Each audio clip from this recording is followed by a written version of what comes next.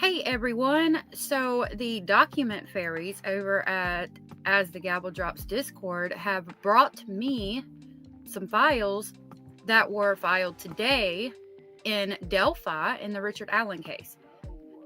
I want you guys to all go subscribe to them. This is what their Discord looks like. They will be linked in the description box below. Please go check them out. Our Toxic Orchid is so sweet and so awesome. She's trying to get to 4,000 members. You can see there's 3,780 right now. Anytime you need documents, she has them. I'm telling you right now. These were filed today. She got them to me, I think, before today's live stream. So let's go ahead and dive right into this. There's two motions that were filed today. The first one is the shortest one that I'm going to read to you. The second one is the one that's most important. The second one, it states that they're trying to vacate Richard Allen's conviction. Okay, so we're going to start with this one. This one is the motion to preserve evidence. Let's see. Oh, whoa, that's a little bit too big. Just a little bit too big. There we go. Alrighty, I'm going to be reading off a paper. I will keep this here and try to scroll it along for you guys. So this is the state of Indiana, county of Carroll, that's the plaintiff, versus Richard M. Allen, the defendant. This is the Honorable Francis C. Gull, special judge. Okay, and it is a motion to preserve specific evidence. Comes now Richard Allen by and through counsel and moves this court order, the state of Indiana, including the prosecutor's office and all law enforcement agencies, lab or state, federal and local bureaucracies that possess any of the following evidence to preserve said evidence and not destroy or lose said evidence.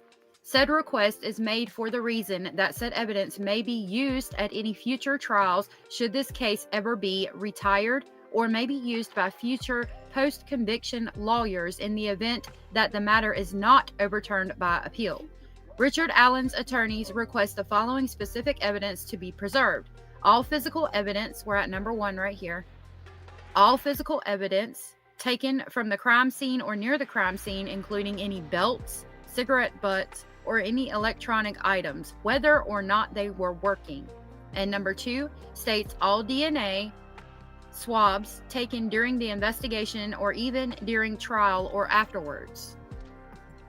Okay, I wanted to make sure y'all could see all of that. We're going to go to page 2 of this document. There's 3 total. And then the 24-page document is going to be the most important. So we're at number 3. Number 3 is all forensic evidence obtained during the investigation or even during trial or afterwards. Any and all reports or lists that identify anyone whose interviews were erased while in possession of law enforcement or the state of Indiana. Number 5 is all evidence identified on the state of Indiana's exhibit list or that may be exculpatory in nature.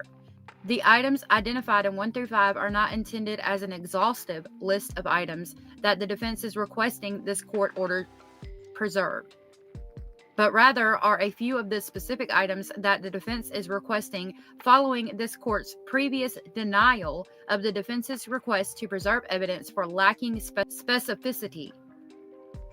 The state of Indiana has a continuing obligation to preserve any evidence that may be exculpatory in nature. Wherefore, Richard Allen requests this court to order the state of Indiana to preserve the evidence as detailed herein. It's respectfully submitted by Andrew Baldwin. And then the last page of this document just certifies service. I've served a copy of this document to the county e-filing system upon the Carroll County Prosecutor's Office on the 20th day of January 2025. It's Andrew Baldwin. Baldwin, Perry, and Wiley PC is the name of the law office. Okay, so let's get into document number 2. Now, this is going to be a motion to vacate his conviction. Let's go ahead and look that up real quick with the trusty Google.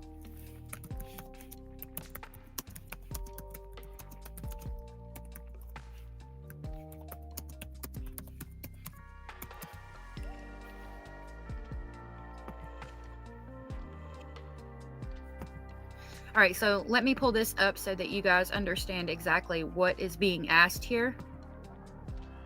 I will link a news article or a news clip from YouTube in the description box that goes more into this if you want to hear it from the news. So, vacating a conviction means that the court officially sets aside a previous criminal conviction, essentially making it legally void, so that it can no longer be considered part of a person's criminal history and they can state they were never convicted of that crime. This usually occurs when significant legal errors were found in the original case, allowing for a potential retrial depending on the circumstances. Key points about vacating a conviction state effects on criminal records, legal grounds, not the same as expungement, and potential for retrial. So, effect on criminal records says when a conviction is vacated, it's treated as if the conviction never happened. And the individual can typically state they have no conviction for that crime on applications or background checks. Legal grounds. To vacate a conviction, a person must usually demonstrate a significant legal error in the original proceedings, such as ineffective legal representation, false evidence, or a procedural mistake. Not the same as expungement. While similar, vacating a conviction may not completely erase the record of the case from the court files, while expungement typically involves removing more information from public access depending on the jurisdiction. Potential for retrial. Even if a conviction is vacated, the prosecutor may still be able to retry the case if new evidence arises. So now that we understand basically what they're asking for, let's take a look at the proof they have. Why they're asking for the decision to be vacated. So this also was filed today. Let me zoom this in so you guys can see it. Okay.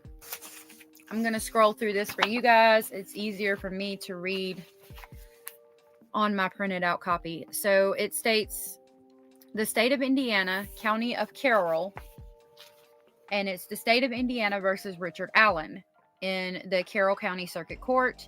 It gives us the cause number. It says defendants, Richard Allen, verified motion to correct errors. Comes now the defendant, Richard Allen, by counsel and files his verified motion to correct errors. For the reasons that follow, the court should either vacate Mr. Allen's convictions and or set the matters set out below for hearing. Okay, so what you got? What you got for me?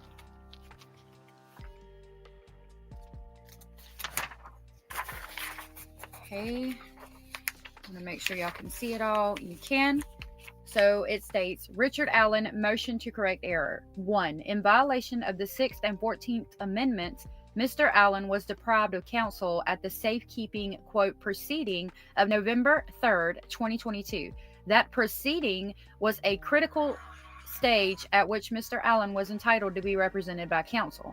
And under the United States versus Chronic 466 U.S. 648 in 1984 and its progeny, the court must presume Mr. Allen was prejudiced by being unrepresented during that proceeding.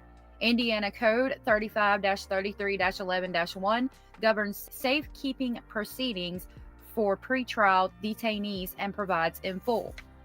And now they give us that statute. So statute 35-33-11-1 transfers for personal safety or safety of others.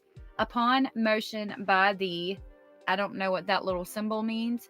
It says 1 sheriff, 2 prosecuting attorney, 3 defendant or his counsel, 4 attorney general, 5 court, alleging that the inmate in a county jail awaiting trial is in danger of serious bodily injury or death or represents a substantial threat to the safety of others, the court shall determine whether the inmate is in imminent danger of serious bodily injury or death or represents a substantial threat to the safety of others. If the court finds that the inmate is in danger of serious bodily injury or death or represents a substantial threat to the safety of others, it shall order the sheriff to transfer the inmate to another county jail or to a facility of the Department of Corrections designated by the commissioner of the department as suitable for the confinement of that prisoner and provided that space is available. For the purpose of this chapter, an inmate is not considered in danger of serious bodily injury or death due to an illness or other medical condition.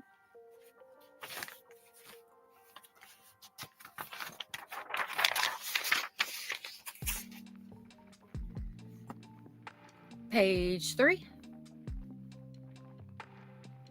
It's at the top. It says Richard Allen motion to correct error, and it states the Indiana Code. Oh, it's a new one. Indiana Code 35-33-11-2 also governs safekeeping proceedings for pretrial detainees and provides in full. Now it gives us that statute. 35-33-11-2 is post-transfer hearing, right of inmate to refuse transfer. And it states, the inmate or receiving authority is entitled to post-transfer hearing upon request. The inmate may refuse a transfer if the only issue is his personal safety. Now, they might have him there. I was thinking about the first one we read, and I was like, I don't know. Let's continue. Document states, Mr. Allen was interrogated and arrested on October 26, 2022, and booked into the Carroll County Jail under a pseudonym. The next day, October 27, 2022, Kathy Allen, Mr. Allen's wife, hired an attorney, Brett Gibson, to represent Mr. Allen. Exhibit 1, Affidavit of Kathy Allen. In the evening of October 27th, Mr. Gibson sent a letter by email to the Carroll County Sheriff's Office and to Nicholas McLeland, the Carroll County prosecutor. Exhibit 1B.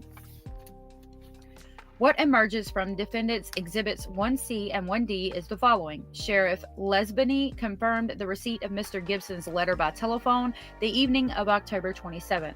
Also on October 27th, however, over the phone, someone at the Carroll County Jail told Mr. Gibson that Mr. Allen was not an inmate. Mr. Gibson then contacted Mr. McLeland by email, after which Mr. McLeland called Mr. Gibson on his cell phone.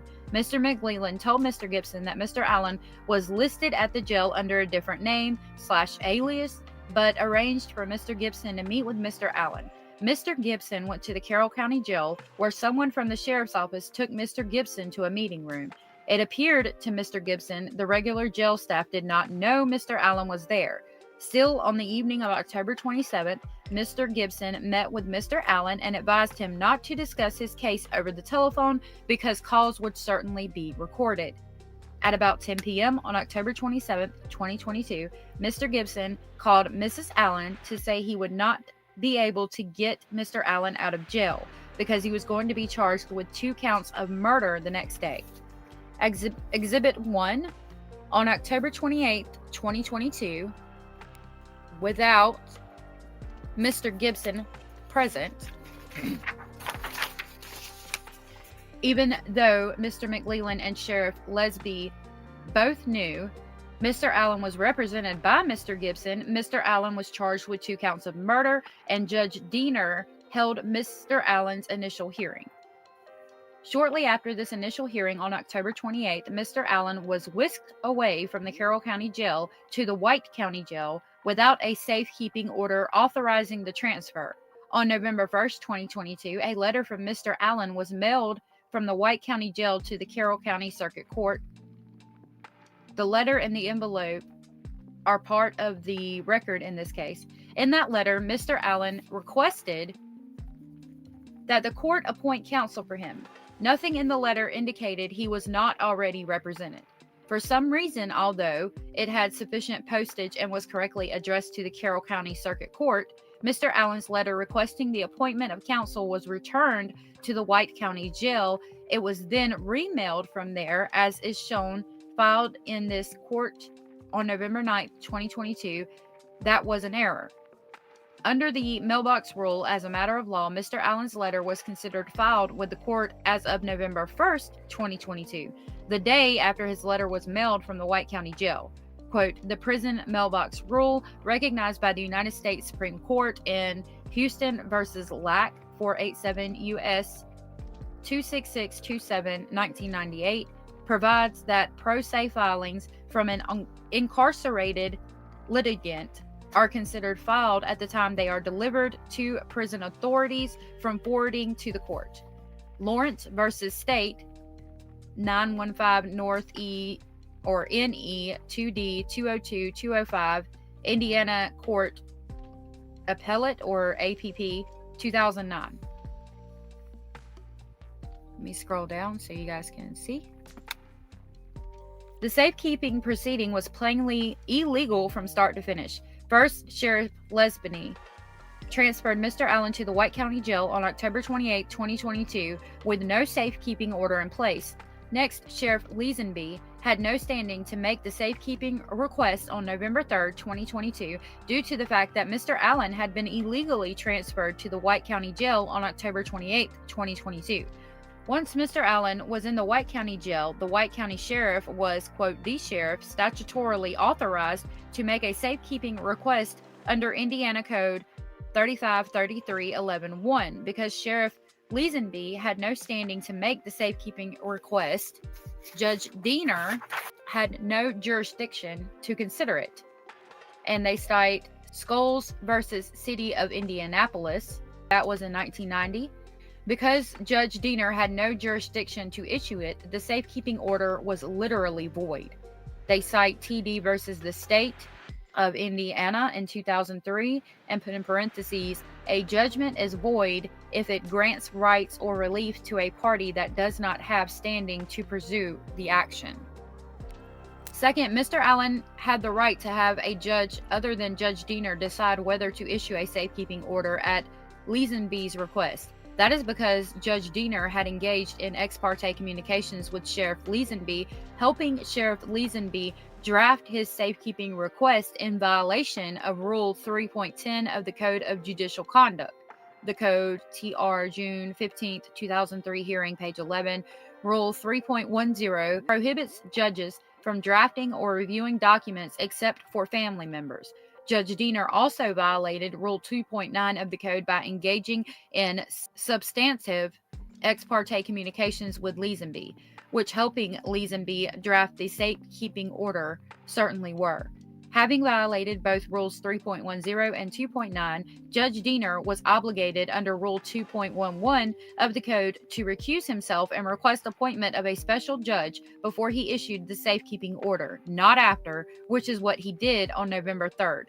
They cite Bell versus State from 1995 and Tyson versus State from 1995. See Rule 2.11 of the Code, Comment 2, a judge's obligation not to hear or decide matters in which disqualification is required applies regardless of whether a motion to disqualify is filed. Third, let me scroll this down for y'all.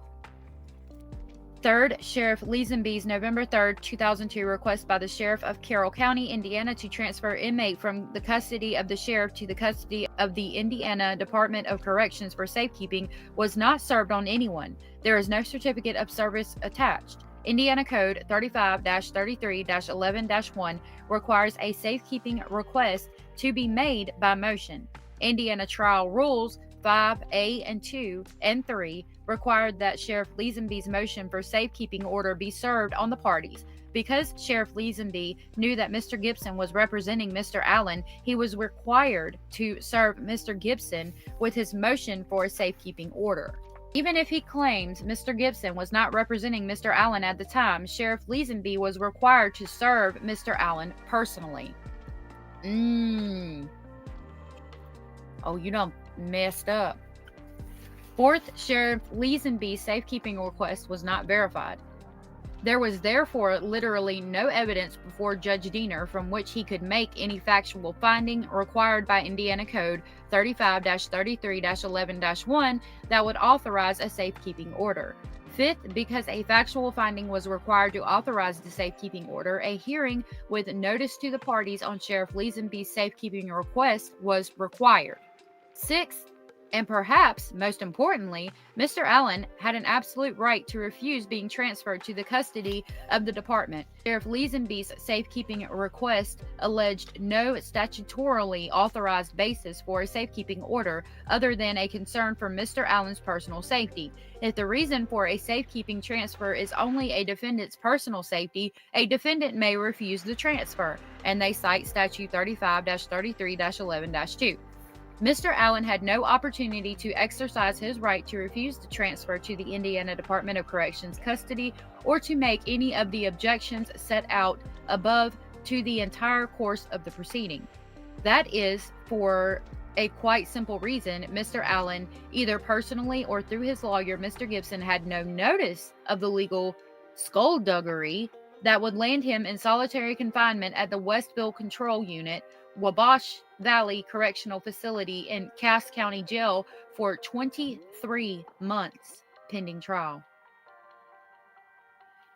Because Mr. Allen had no notice of what was afoot, neither he nor his lawyer could make any of the arguments that would have necessarily prevented Mr. Allen's transfer. Finally, Mr. Allen's own absence from the safekeeping proceeding should be treated no differently from the absence of a lawyer to represent him. Indiana courts hold pro se litigants to the same standards trained lawyers. Example, somebody that starts with a Z versus Harper in the state of Indiana in 2014. One consequence of this should be that the Sixth Amendment and Article 1, Statute 13-A of the Indiana Constitution should apply when a pro se litigant is excluded from a proceeding at which he or she has the right to be present and participate in. It is a violation of the Sixth Amendment to completely deprive a defendant of counsel at any critical stage of a criminal prosecution. United States versus Chronic, 466 U.S. 648 659 1984. The safekeeping, quote, proceeding, such as it was a critical stage at which Mr. Allen had a Sixth Amendment right to have his lawyer interpose all the objections to the November 3rd safekeeping order set out above. Bell versus Canoe from 2002, a critical stage is one holding significant consequences for the accused. And then Wood versus Donald in 2014, per curum. And there's a 1 right here. We're going to go down and read the footnote. When you see those numbers like that, it means it has a footnote. The footnote to that says, the court need not speculate whether safekeeping proceedings have serious consequences for an accused. In addition to being moved hours away from his lawyers for over 23 months, Mr. Allen was unconstitutionally kept in solitary confinement in an Indiana Department of Corrections prison and was shackled, leashed, and hooded and deprived of human contact. See Wolfish versus Bell, 411 U.S. 520-535-37 1979, violation of due process for pretrial detainees to be kept in conditions amounting to punishment. As a consequence of that torture, Mr. Allen became psychotic. Short of his death, it is hard to imagine more serious consequences for Mr. Allen flowing from the November 3rd safekeeping, quote, proceeding. Now we go back up. Because Mr. Allen was entirely and unconstitutionally deprived of counsel at the safekeeping, quote, proceeding, the court must presume Mr. Allen was prejudiced by that deprivation of counsel. They cite Chronic, Accord, Garza versus Idaho. Alternatively, Article 1, Statute 13-A of the Indiana Constitution provides in part, in all criminal prosecutions, the accused shall have the right to be heard by himself and counsel. Section 13-A affords citizens ever greater protection than its federal counterpart. Caraway versus State in 2008. Not only does Statute 13-A guarantee a criminal defendant the right to counsel at any critical stage of the prosecution, but rights afforded under Section 13 also attach prior to the filings of formal charges against the defendant. Hall versus State, 870NE, and that's going to be from 2007. Trans denied, see also Taylor versus State from 1997, recognizing that right to counsel attaches upon arrest. Mr. Allen was not afforded either the right to be heard by counsel or by himself at the safekeeping, quote, proceeding. This should be particularly disturbing because he had been given the opportunity to do so. Mr. Allen had an absolute personal right to refuse the transfer to the department's custody. In either case, accordingly, the court should vacate Mr. Allen's convictions or set this motion for a hearing. So they want to vacate the conviction because it was unconstitutional for them to move him without his consent. or his lawyer being present. Back to the document. Number 1, in violations of the Due Process Clause of the 14th Amendment and Napoo versus Illinois from 1953 and its progeny, the state presented the testimony of Brad Weber that Mr. Weber arrived home in his white van at about 2:30 p.m. on February 13, 2017, either knowing that the testimony was false before it was elicited or failing to correct it once it had been elicited. A conviction obtained through the use of false evidence known to be such by representatives of the state must fall under the 14th Amendment. The same result obtains when the state, although not soliciting false evidence, allows it to go uncorrected when it appears. They cite that Nepal versus Illinois and Smith versus State, Jury versus State. At trial, the undisputed evidence was that Liberty German's cellular telephone stopped moving at 2:18 p.m. on February 13, 2017 for 7 minutes until 2:25 p.m. It then started moving again and stopped moving permanently at 2:32 p.m. In closing argument, Mr. McLeland called it a, quote, hard fact that Liberty German's phone stopped moving at 2:32 p.m. The state introduced an alleged confession by Mr. Allen to Dr. Monica Walla, a psychologist contracted by the Indiana Department of Corrections to treat inmates at Westville Correctional Facility. In this alleged confession, Dr. Wallace stated Mr. Allen said he had abducted Liberty German and Abigail Williams on the south side of the Monon High Bridge and forced them to go down the hill to the south side of Deer Creek. Dr. Wallace said Mr. Allen said he was on the south side of Deer Creek and was planning on sexually assaulting Liberty German and Abigail Williams when he was interrupted by a van. Dr. Wallace said Mr. Allen said he became scared when he saw the van and crossed Deer Creek from south to north, from the Weber property to Ron Logan's property, taking Liberty German and Abigail Williams with him. The state also introduced the testimony of Brad Weber that he left for work at the Subaru factory in Lafayette, Indiana at 2:02 p.m. on February 13, 2017, and arrived home in his white cargo van at about 2:30 p.m. From Mr. Weber's testimony, the state argued that Mr. Weber's arrival home in his van was what interrupted Mr. Allen, causing him to take Liberty German and Abigail Williams across Deer Creek to kill them on Ron Logan's property.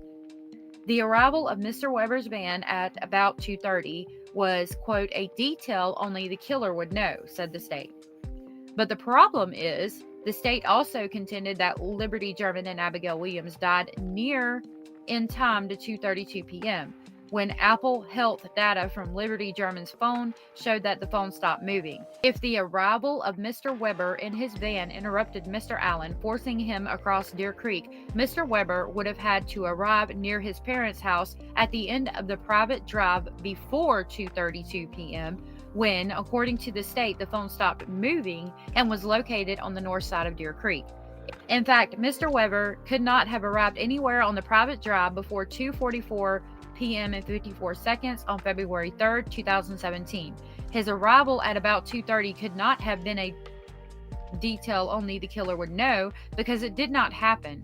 The state knew or should have known as much, and the state either elicited Mr. Weber's testimony about the time he arrived home knowing it was false ahead of time, or failed to correct that testimony once it had been elicited. Defendants Exhibit 3A, as attested to by Matthew Hoffman, in Defendants Exhibit 3 is a video recording made on February 13, 2017 by a security camera that was in the house at 5998 West Country Road, 252 North. The video recording was provided to the defense by the state and has therefore been in the state's possession. Exhibit 3. The security camera faced northwest, and appears to have recorded continuously. Based on the date and timestamps on the video, it appears that the security camera was set to record date and time information as part of the recording. The time on the security camera was set 12 hours behind, such that 12 a.m. is really 12 p.m. on the same day.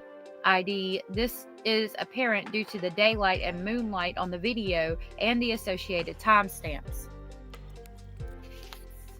The security camera had a wide-angled lens that captured video of traffic on West 252 North and County Road North 625 West, and the beginning of the private drive to the Weber property, which begins as continuation of North 625 West, approximately 190 feet north of that road's intersection with West 252 North. ID County Roads North 625 West and West 252 North are the only roads by which a vehicle could enter the Weber property. According to the time and date stamps on the security camera recording, Exhibit 3A shows a white vehicle going north on North 625 West, entering the frame at approximately 2:44 and 33 seconds p.m. on February 13, 2017. Exhibit 3A also shows a white vehicle continuing into the private drive on the Weber property at approximately 2:44 and 54 seconds p.m. ID Exhibit 3A is viewable on YouTube at the following address. You guys can see that address right there. If you guys want to enter that address into your YouTube, go on ahead and check them out. Again, this is from As the Gavel Drops Discord. She gets all the documents you could ever need. I'm going to link them in the description box. Please check them out. Continuing on. Exhibit 3B is a video file that contains 3 zoomed clips from the video recording. That is Exhibit 3A. Each successive clip in Exhibit 3B is zoomed in to a greater magnification. Exhibit 3. In all 3 zoomed clips of Exhibit 3B, a white cargo van going north on North 625 West just after 2:44 p.m. and 33 seconds on February 13, 2017. Exhibit 3B is viewable on YouTube at the following address, and it gives us another YouTube address to check out right here. Exhibit 3C is a PDF with still photographs taken from Exhibit 3B at each magnification level. Exhibit 3 for each magnification level, Zoom Level 1, Zoom Level 2, and Zoom Level 3 are the 3 stills showing the white cargo van. 1 just before it passes the white sunlit house in the background on the west side of North 625 West. 2 as it blocks the sunlit house, and 3 just after it has passed the sunlit house. Reproduced below is the first still photograph on page 3 of Exhibit 3C. Let us scroll on down. It says, showing circled a white cargo van before it passes the sunlit house on the west side of North 625 West. And you can see this blurry image with, this is supposed to be the van, I do believe. I'm going to scroll it down where you can look at that while I read. Okay. Exhibit 3D is a photograph of Brad Weber's white cargo van provided to the defense by the state and therefore has been in the state's possession. The photograph of Mr. Weber's white cargo van in Exhibit 3D appears to be at least similar to the white cargo van as it appears in Exhibits 3B and 3C, the zoomed video clips and zoomed still photographs created from Exhibit 3A, the original security camera reporting. Other video files produced by the security camera in the state's possession provided to the defense in discovery and covering the time from 2 p.m. to 4 p.m. on February 13, 2017 do not show any other van driving north on North 625 West into the private drive to the Weber property or traveling east on West 252 North during that time. 30. Exhibits 3A, 3B, and 3C reflect that. If Mr. Weber returned home in his cargo white van, he could only have arrived home some minutes after 2:44:54 seconds p.m. on February 13, 2017, 12 minutes after the time the extraction of Liberty German cellular telephone shows the telephone stopped moving at 2:32 p.m. 12 minutes after the time the extraction of Liberty German's cellular telephone shows the telephone stopped moving at 2:32 p.m. Either the white cargo vans shown in Exhibits 3A, 3B, and 3C is Mr. Weber's, with him arriving home some minutes after 2:44 and 54 seconds p.m. on February 13, 2017, or it is not. In either event, no white cargo van or any other van entered the private drive to the Weber property after 2 p.m. and before 2:32 p.m. on February 13, 2017. The time the extraction of Liberty German cellular telephone shows the telephone stopped moving. Well, damn. Defendant's Exhibit 3E is redacted FBI subject information sheet for Bradley Weber and is dated March 3, 2017. Exhibit 3, the unredacted version of Exhibit 3E, was provided to the defense by the state and has therefore been in the state's possession. Exhibit 3E, the FBI subject information sheet for Mr. Weber says, quote, on February 13, 2017, Weber's phone pings to his parents' address overlooking crime scene initially at 2:50 p.m. and repeatedly pings around the property until 11:55 p.m. That Mr. Weber's phone first pings to his parents' address at 2:50 p.m. on February 13, 2017 is consistent with the video evidence in Exhibits 3A, 3B, and 3C showing that Mr. Weber could not have arrived home in his white cargo van until sometime after 2:44 and 54 seconds p.m. that day. From both Exhibits 3A, the security camera video recording, and Exhibits 3E, the FBI subject information sheet for Mr. Weber, the state either knew that Mr. Weber's testimony about the time of his arrival home would be false before it was elicited or failed to correct it once it had been elicited. When the state introduces testimony it knows will be false or fails to correct testimony it knows or should know to be false once elicited, a conviction must be vacated or reversed if that false evidence, quote, may have an effect on the outcome of the trial. They cite Napoon and United States versus Cardina. Receive a new trial, the defendant must show, 1, that there was false testimony, 2, that the government knew or should have known it was false, and 3, that there is a likelihood that false testimony affected the judgment of the jury. United States versus Freeman in 2011. To obtain Mr. Allen's convictions, the state explicitly relied on Mr. Weber's testimony about the time he arrived home and used that testimony to corroborate Dr. Walla's rendition of Mr. Allen's statement that he became scared after he saw a van, so he took the girls to the north side of Deer Creek and killed them. This was the only statement allegedly made by Mr. Allen that contained any detail. Oh, I apologize. We are at the top of this page.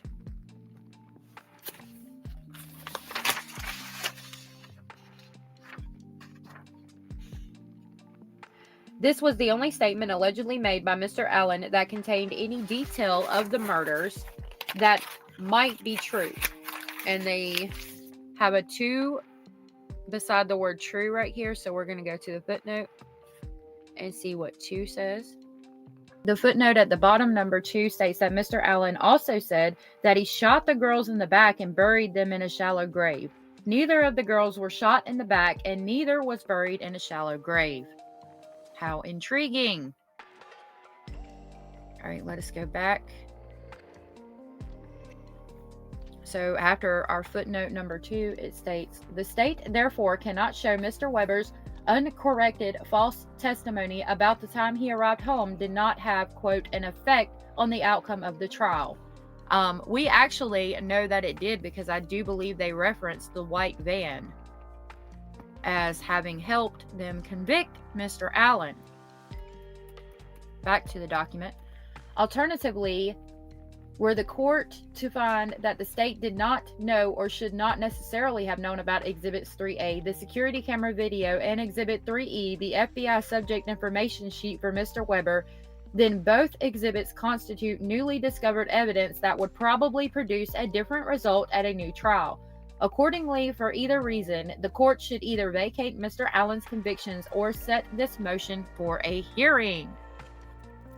We are at number 2.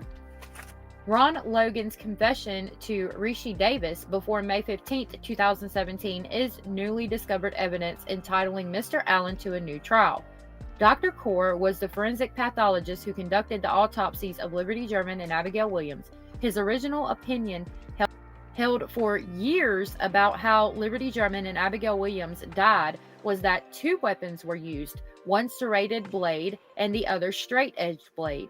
For the first time at trial, having had a eureka moment at his tool bench, Dr. Kaur opined that the girls could have been killed by a single box cutter rather than two different knives. Defendant's Exhibit 4A, as attested to by Matthew Hoffman, and Defendant's Exhibit 4 is a redacted copy of a tip from the Orion database of tips dated May 15, 2017. In that tip, which the state has always had, Ron Logan is alleged to have confessed to Rishi Davis sometime before May 15, 2017, while they were in prison together, that he had killed Liberty German and Abigail Williams. The material part of Ron Logan's confession to Rishi Davis, as it appears in Exhibit 4A, is reproduced below. I apologize, I'm doing the editing and I needed to bring this to you real quick. It states, Logan confessed to Rishi step by step of killing the two girls. Logan told Rishi how he burned his clothes in a fire pit and where it was located, used box cutters and struggled with one of the girls and thought drops of blood from his nose ended up on her clothes. Rishi also advised that he killed the older girl first.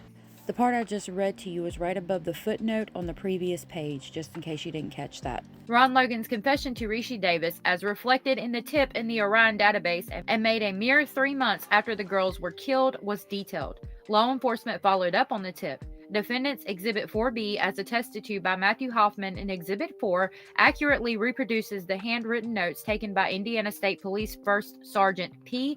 Hansard about his interview with Rishi Davis on June 21, 2017 at the New Castle Correctional Facility regarding Ron Logan's confession to Rishi Davis. Those handwritten notes of First Sergeant Hansard are attached to Indiana State Police Detective N. Wolf's lead narrative summary cover sheet as it was provided to the defense in discovery. First Sergeant Hansard's notes of his interview with Rishi Davis about Ron Logan's confession provide even more detail. Look at my girl Toxic Orchids. Little watermark there.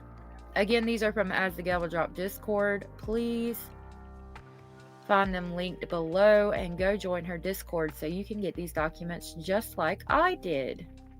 I want to provide a very heavy trigger warning. We're about to get into some things that are hard to hear. Hard as they are to decipher and subject to the debate and correction, those notes reveal the following about Ron Logan's confession to Rishi Davis. Page 1 of Exhibit 4B is reproduced below. You can see the handwriting of the note. It seems to say, walking, talking, and knowing one of their dads, to walk with them. One of them wanted to turn around, grab youngest shoulder. It's okay. Oldest freaked out. One said something about calling police. Sexual attack wasn't true. Originally not trying to go rape them. Paranoid about probation. Felt like he crossed the line when he grabbed youngest one. The top half of page 2, Exhibit 4B, is reproduced below. The bottom half of the page duplicates the top half, and you can see the handwriting. It seems to say, he started talking, ironic, should have been in school, knew one of their moms, waitress at a bar, animals, walked with them, willing to go check out horses, he XXX. He told them he had rabbits in barn, walked through trail in woods, oldest paranoid, didn't want to go, youngest wanted to see horses. Oh my goodness. The top half of page 3 of Exhibit 4B is reproduced below. You can see the handwriting. You guys tell me if you see something different than what it seems to say. Hold on, let me make it where you guys can see it. It seems to say, oldest turned to help youngest. Oldest started looking or kicking. Youngest seemed, possibly. He now grabs oldest. He said he got hit on the nose, scared he got blood on one of the girls. Pulled box cutter out and slit oldest one, hit an artery. Youngest scared, etc. Took little girl with him for a while, never said where. He said he cut her to cut both necks. Oh my goodness.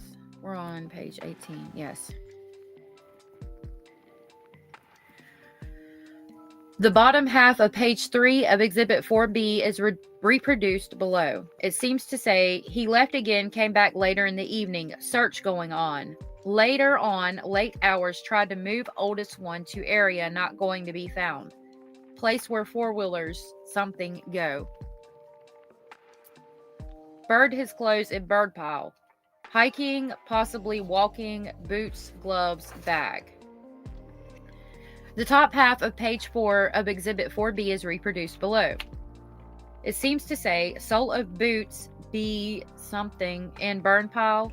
Next morning, 2 other girls knocked on door, asked to search on property, felt weird if he said no. He let them take off. Got a hold of family member and got out of area. The bottom half of page 4 of Exhibit 4B is reproduced below. It seems to say, oh no.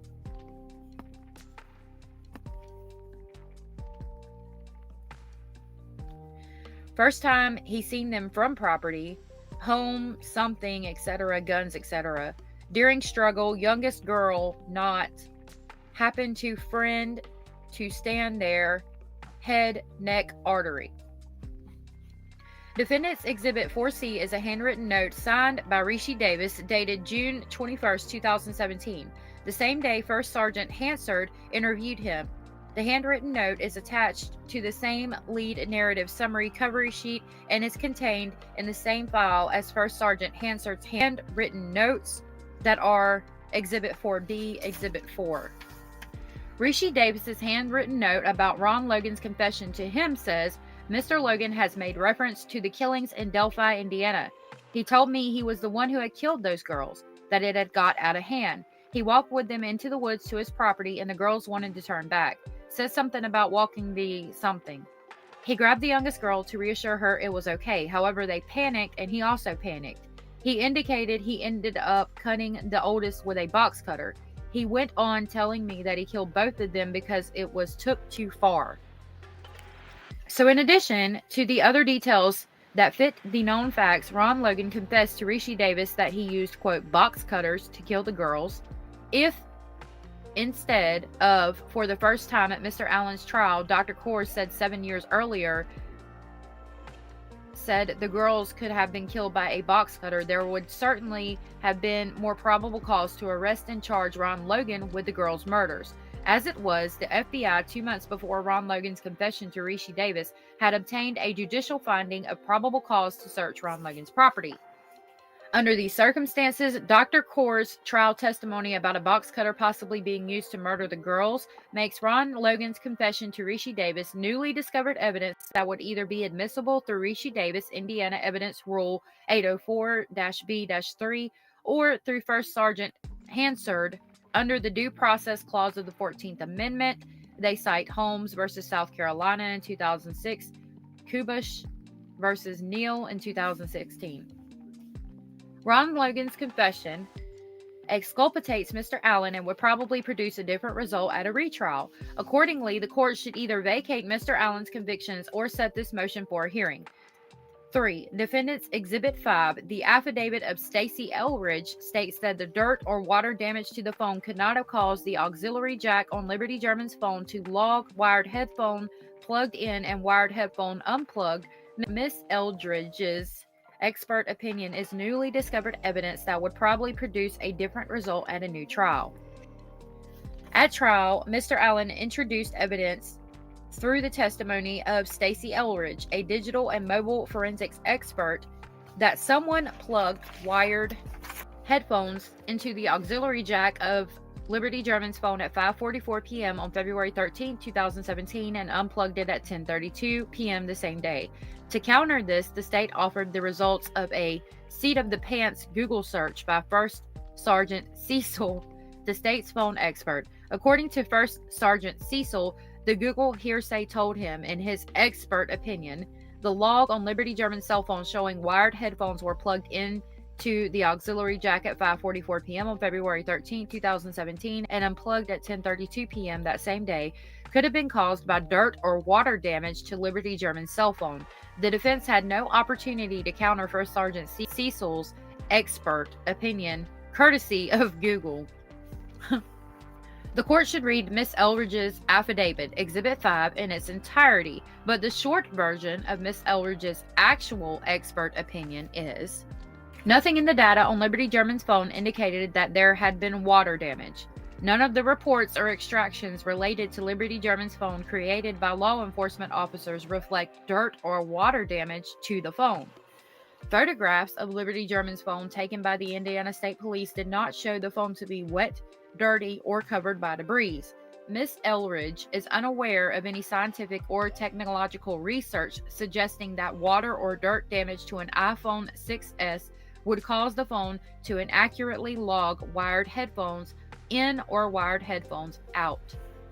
According to the Apple Health data on Liberty German's iPhone 6, the phone stopped moving at 2:32 p.m. on February 13, 2017. At trial, the state contended Liberty German and Abigail Williams died close to that time, and Abigail Williams hid the phone under her body before she died. The state also provided testimony by former Delphi Police Chief Steve Mullen and Indiana State Police Lieutenant Jerry Holman. There was no evidence that Richard Allen returned to the location where the bodies were found after allegedly being spotted by Sarah Carbo on CR 300 North at approximately 3:50 p.m. on February 13, 2017. If Miss Elridge's actual expert opinion that wired headphones were plugged into Liberty German's auxiliary port at 5:44 p.m. on February 13, 2017, and unplugged almost 5 hours later were credited by a jury, the state's narrative is impossible. Someone other than Richard Allen was handling Liberty German's phone multiple times long after the state contended Mr. Allen left the scene before 4 p.m. on February 13, 2017. Miss Elridge's opinion that dirt or water could not have caused Liberty German's phone to log wired headphones being plugged into and being unplugged from the phone on February 13, 2017 exculpates Mr. Allen and would probably produce a different result at a new trial. Accordingly, the court should either vacate Mr. Allen's convictions or set this motion for a hearing. The matters set out and attested above, taken individually or cumulatively, entitle Mr. Allen either to have his convictions vacated or to have a hearing on those matters set. Conclusion. For the foregoing reasons, Mr. Allen respectfully requests that the court either vacate his convictions or set the matters above for hearing and for all other just and proper relief in the premises. This is respectfully submitted by the counsel for Richard Allen, Andrew Baldwin, Jennifer Auger, and Bradley Rosie. I affirm under penalty of perjury the foregoing representations are true. Andrew Baldwin. Certificate of Service and Compliance. I hereby certify that the foregoing document complies with the requirements of Trial Rule 5-G with regard to information excluded from public record by Administrative Rule 9-G. I further certify that a copy of the foregoing has been provided to the following by IEFS on January 20th, 2025. Nicholas McLeland, Stacy Diener, James David Latrell, Bradley Rosie, Jennifer Auger, Stacy Olina, and Mark Lehman. And it's signed by Andrew Baldwin. I had no idea that Ron Logan had confessed like that. Did y'all? Am I late to knowing that? Y'all have to let me know. Thank you so much for watching this video to the very end. You deserve a gold star. I don't have one. I wish I did. But I do appreciate you being here. And I want to say thank you for watching the video. Please don't forget to like, subscribe, share, and comment if you want to. Tell me what you think those handwritten notes say. Do you think that this will go anywhere, or do you think, like the other motions in this trial, they'll just be kind of thrown out? Let me know what you think in the comments section below. Again, thank you so much. We do have lives every day at 1:30 Eastern Standard Time. I hope to see you there. Have a good night and goodbye.